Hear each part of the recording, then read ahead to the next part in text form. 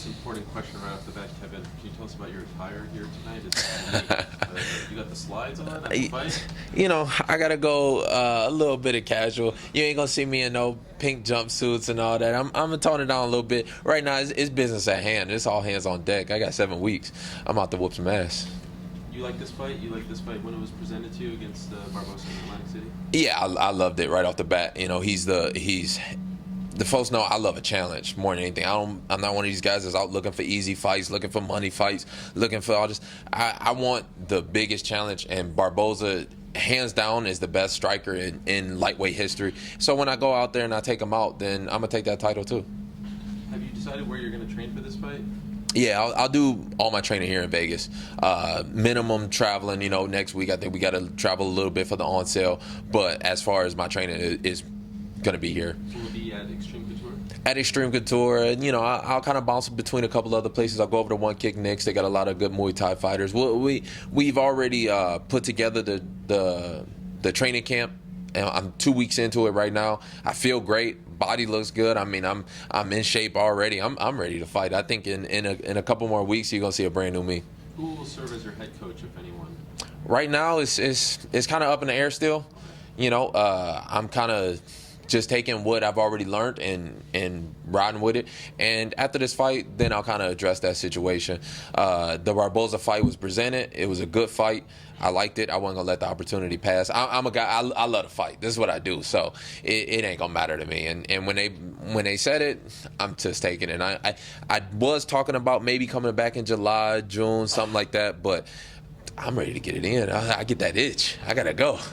You pulled out a whole lot of guys during the time after the other fight, and you had I think Nate Diaz. I mean, not Nate. And then you also had Connor. Obviously, you talked a lot about him. What made you hungry for Barbosa? I don't want to fight nobody that don't want to fight. That's just hands down. Like the Nate Diaz fight was there. I thought that would have been a good fight. I would have wanted to take that one. Nate's a tough fighter. A lot of people are real high on him, but the man don't want to fight. I'm not a bully. If somebody don't want to fight, okay, all right. I ain't gonna bother you too much. I don't talk too much shit about people that ain't gonna get me to where I'm going. So I like a challenge. Barbosa was the biggest challenge out here right now. It was either Barbosa or Eddie Alvarez. Eddie, that's easy money. I like a challenge. You mentioned the coaching situation. Will Dewey Cooper still be a part of your camp? Yeah, absolutely. The rest of my camp will still remain. I'll have Dewey Cooper. I have Corey Goodwin still in my corner. I have my brother Keith Lee. He'll be in my corner too.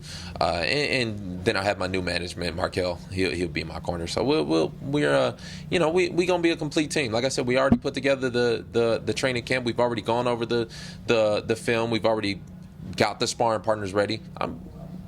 I'm ready to get it in. I think some of the funnest parts about your fight weeks is the chirping that typically goes on between you and your opponent, but there seems to be a lot of respect between you and Barbosa. I mean, are you the kind of fighter that needs that a little bit to get amped up, and do you anticipate you're going to find some way to bring that out of him, hopefully? Yeah, I mean, I have some fun. I'm going to have some fun with it. I always got some fun with it. When we do the on sale next week, me and Barbosa, we gonna have some fun. The man he a little shy, he a little timid, he a little in his shell. I'm going to see if I can bring him he either going to go further in it or he going to come up out of it. The focus on me, I'm going to do my thing. Right now, my thing is just to be focused.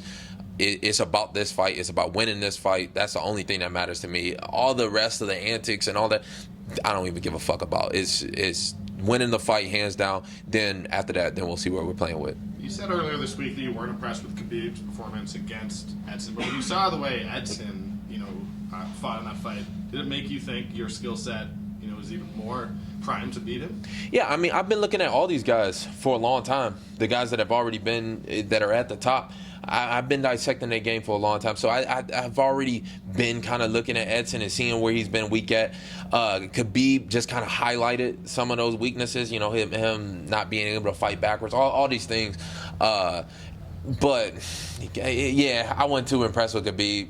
I'm going to do 10 times the work on Edson, and I think that's really what's going to show through the fight. I think that's going to be like the highlight. When you look at it, you're going to say, he lost to Khabib and Tony, but he ain't going to lose the way he going to lose to me on April 21st. After your Ferguson fight, I mean, you had a lot going on that week. You had the staph infection, you were fighting through a lot of things.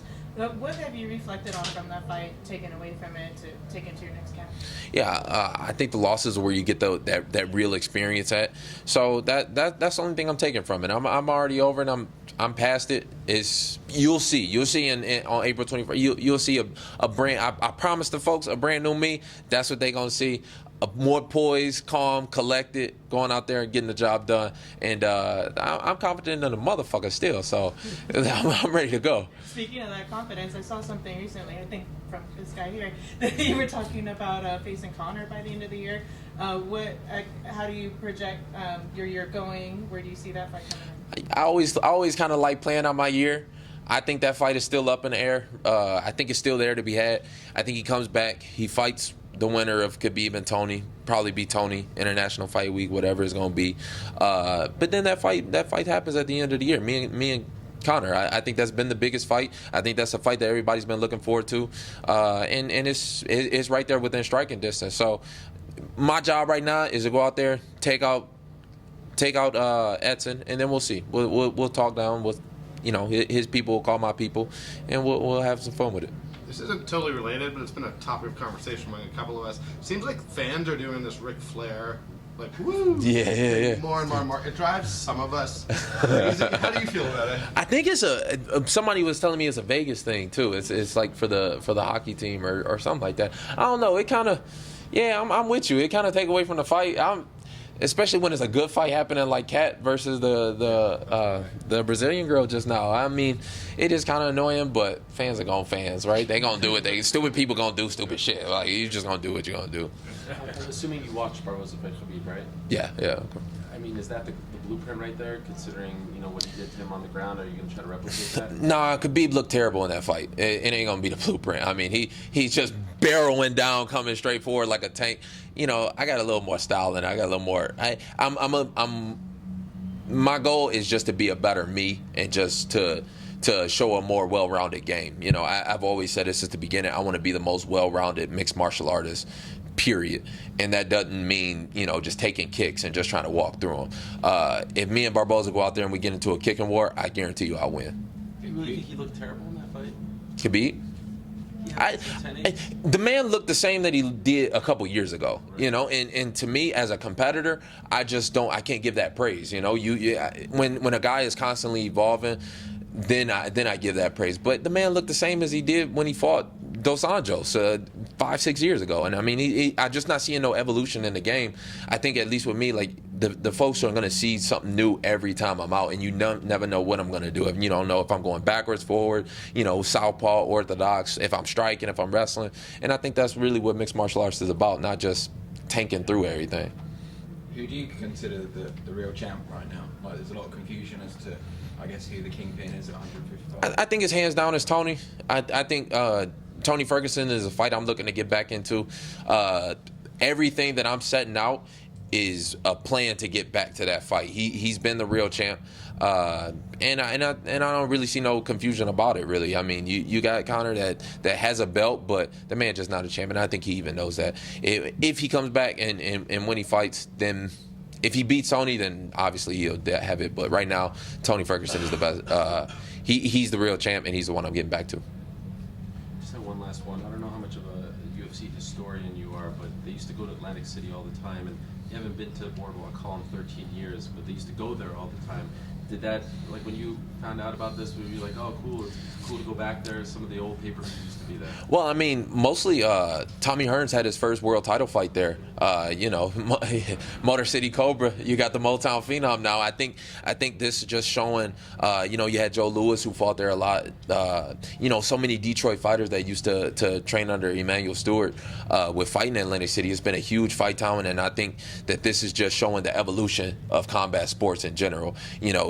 In places like Detroit, Philly, New Jersey, they're still on boxing, and I think this is going to really be another one to kind of show it's the evolution, and that's what I'm here to show. All right, cool. Thanks, guys. Bet. All right, sweet.